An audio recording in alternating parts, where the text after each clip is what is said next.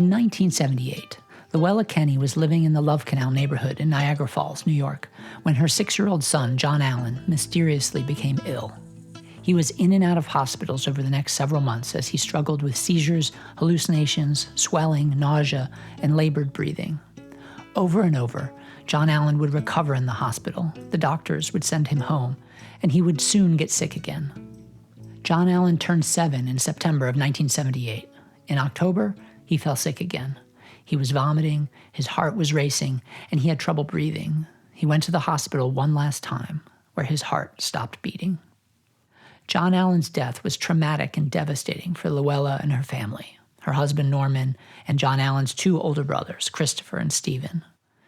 His death was also a turning point in the struggle of Love Canal residents to convince politicians and health officials that the many unexplained illnesses, birth defects, and miscarriages were linked to the toxic pollution under their homes and schools and coursing through their streams.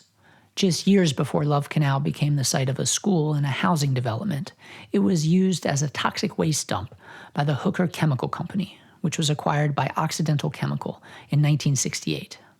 By the time residents started asking whether there was a link between the illnesses and the toxic chemicals in the ground, Occidental Chemical denied any culpability, hiding behind the lack of environmental laws when they did the dumping and their disclosures to the school board when they sold them the dump for $1.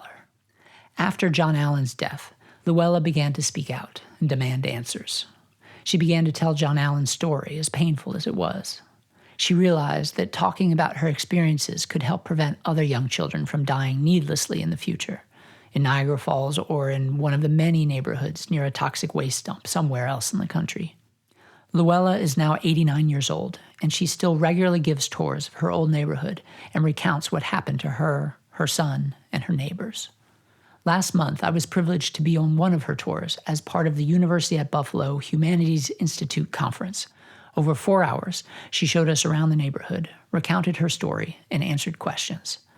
We drove past her old house where Jon Allen used to play in the backyard by the creek, which was later found to be highly polluted with dioxin. We did not stop. A new family lives there now.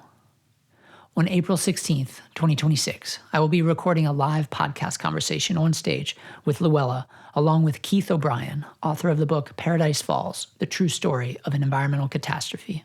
Keith's remarkable work of literary nonfiction places the reader in the middle of the story of Love Canal, as if it's playing out in real time, like a thriller. His meticulous research and extensive interviews connect dots and create a clear timeline, revealing many new insights about an infamous chapter in American history. His book allows you to feel the story, the horror, the outrage, and the courage of those who fought back against powerful men in industry and government who would let all of this happen. In our conversation, we will hear from Luella about her story, and from Keith about how he wove her story into the narrative of his book. If you're in Buffalo on April 16th, please join us in person. In the show notes, you can find the registration link. It's filling up fast, so register soon. If you can't make it in person, you can also register to watch online. You can see my photographs from Luella's tour of Love Canal last month at johnfiege.earth. Please subscribe to receive a notice when we release the conversation as a podcast.